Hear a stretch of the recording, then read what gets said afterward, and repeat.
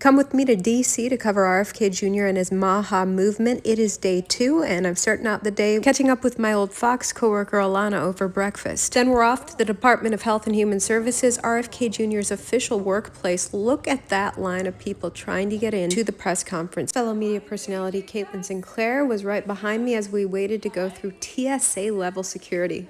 Once inside, it appears I was the only news influencer. I set up my iPhone tripod there next to all the corporate media TV cameras, and then we were ready to film the policy celebration as RFK Jr. and the leaders of the FDA, CDC, NIH, and others celebrated the new food pyramid and other health achievements in America so far. It was beautiful to hear top officials explain that what you eat impacts inflammation in your body. From there, I went upstairs to the MAHA Creator Summit. You can see RFK Jr. held a special summit for content creators. That's the polite way of saying social media influencers. There were around 100 people at this event. Then RFK Jr.'s digital director introduced him, and he not only credited independent media people like us for pulling him out of the censorship hole that the corporate media had put him in ever since he started to question vaccines, but he also told the story of how he first got into studying vaccines. From there, it was picture time. All the influencers lined up for a picture, and in my typical fashion, I decided to just go get a coffee while I waited. But he didn't have healthy sweeteners in his HHS office, so I came back. The line was a little shorter, and I went in line in hopes that I could then ask him a couple questions. While waiting in line, I interviewed pop star Jessica Sutta from the Pussycat Dolls, who got the Fauci ouchie in the arm. Didn't go so well. Then she was rejected by Hollywood for talking about her injury. That's me shaking hands with America's health secretary. I was able to squeeze in 2 of your questions while I was supposed to be taking a picture with him, and that's when I had to keep it moving because there were a lot of people in line for pictures. Unfortunately, they did not give us an actual interview time to get all your questions in, but I did follow up with his media lady to see if we can do a podcast or something to get more questions answered about what's going on with America's health this year. It was great networking with other content creators, Isabel Brown, Waves and Lilacs, Jack Basobiak, never know if I'm saying his name right, and of course Jessica Sutta. Here's my obligatory pick with the new food pyramid. I just wrote a Substack on how it seriously impacts what kids will be eating at school this year. It's in the regulations. School lunches must change. Comment Substack to read that article. And then it was off to Virginia to meet up with my ad agency. If you're going to be a news influencer, you're going to want to have an ad agent to help you monetize. Comment link for more details on my training on that. And back to the hotel we go. Look at that view of the Lincoln Memorial, not to mention the Washington Monument. A quick change of clothes and it was off to the MAHA Action Dinner near the White House. These are some of the